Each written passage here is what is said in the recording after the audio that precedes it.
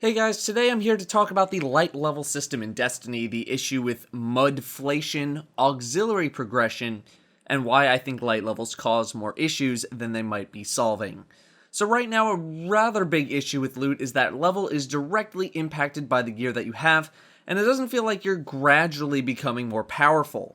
Your level is so important as a stat in Destiny, and you gain such a huge power spike when you gain a level that nothing else matters. There is no difference between someone who is one light away from level 31 and from someone who just hit level 30. You're better off bringing a level 31 with crappy weapons to the raid than you are bringing a level 30 with better weapons, and that is probably one of the biggest problems, that no matter how good your weaponry is, the thing that matters most for damage is your armor because of how damage works against enemies, because your light level has such a huge impact on your damage. Look at something like Crota's sword damage, for example.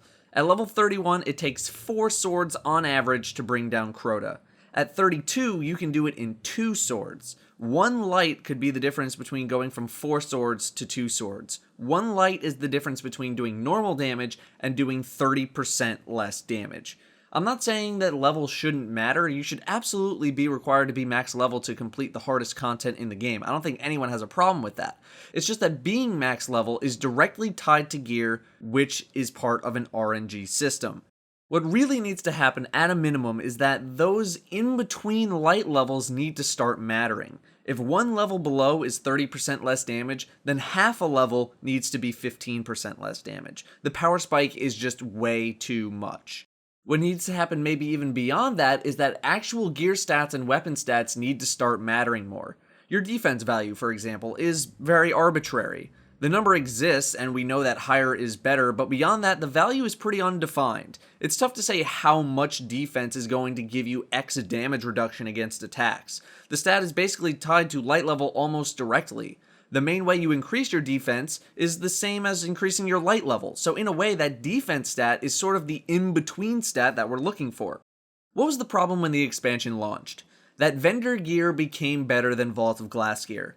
People felt stiffed that their Vault of Glass gear became obsolete. MUDflation happened in the span of 1 day as opposed to over the course of a few weeks. But I guarantee you that there would have been similar complaints if people had to gear up through Vault of Glass in order to gear up for Crota's End, because you're at the mercy of RNG because light levels matter so much.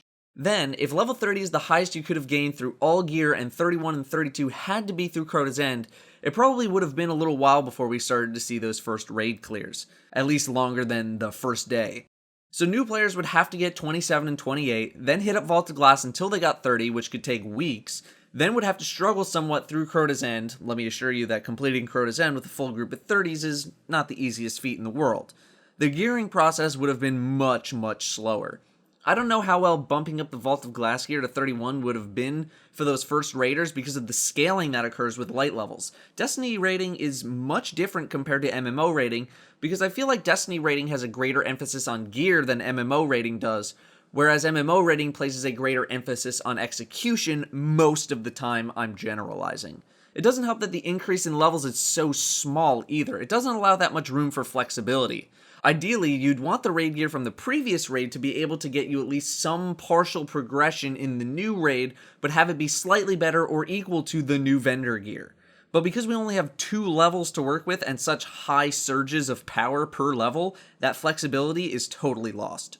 Strikes also do not gear very well. You can get somewhere in the 80s of total light with blue gear from strikes, but this really doesn't get you raid ready. In fact, it does very little for you. The only thing that's really going to get you raid ready is gear from vendors. You can skip the gearing from strikes process and be totally fine because those light levels matter so much. I feel like the only reason to run strikes is to just get lucky with a legendary engram drop or something, because there's no sense of progression there either. At least it doesn't really feel like it. However, I will say that MMO players have been dealing with this gear reset since the beginning of time, and especially now with this shift towards item levels, which are pretty similar to light levels, if not almost the exact same. The new raid comes out, which makes all the current gear not as good as the new stuff. The difference here is that you can't just go out and buy a complete new set of gear so quickly and be ready for the next raid, but I understand that Destiny is a much more streamlined process. It's still totally possible to do the new MMO raid content with older gear. The MUDflation that occurs in MMOs is much slower than in Destiny.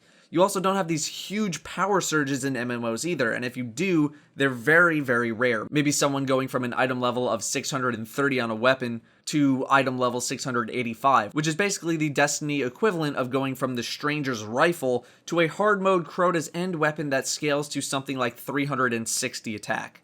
Once again, I hate to advocate for the wowification of Destiny, since I feel like a lot of people hate that, but it's not like the system doesn't work.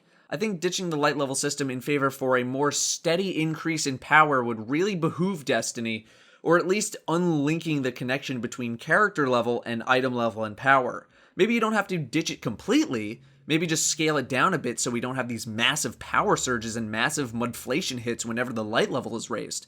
As a side note, I don't mind the fact that so many people look the same when they get to max gear levels, because before transmog, the ability to change the appearance of your gear without affecting your stats, a lot of people just look the same because that's the best gear available, but I can totally understand why people want it so much. Another problem, I guess not too related to gear, but rather a sense of progression, is that when players are capped on gear, they feel like there's nothing else to do. There's no sense of auxiliary progression. There's no additional PvE challenges, for starters, and PvP's only sense of progression is faction leveling, which not many people seem to greatly care about. People like seeing numbers go up. It's why something like the prestige system in Call of Duty exists, or any sort of level progression system exists. Look at Diablo 3. They added Paragon levels, which is basically just a number that goes up to 1,000 whenever you level, and gives you a slight stat boost per level. But people like seeing that number go up. Wouldn't it be cool if there was something in place that kept track of how many motes of light you've earned through experience gains? It's so simple, so basic, it's just a number, but people like that. I think that's why people feel like the game is a little stale once you're geared. There's just nothing else to go for. There's no speedrun challenges, there's no additional challenge modes available, there's no way to turn on or off skull modifiers, there's no reason to go out and do anything other than the easiest way possible, there's no incentive.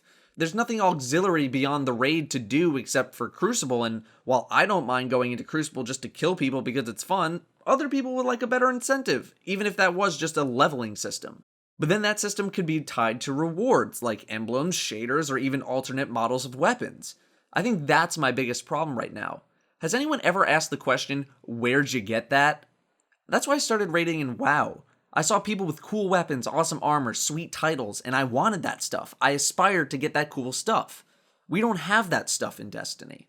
Anyway, sorry that this script was kind of all over the place, but I hope it was an interesting listen. Thank you very much for listening and for watching, and I will see you next time.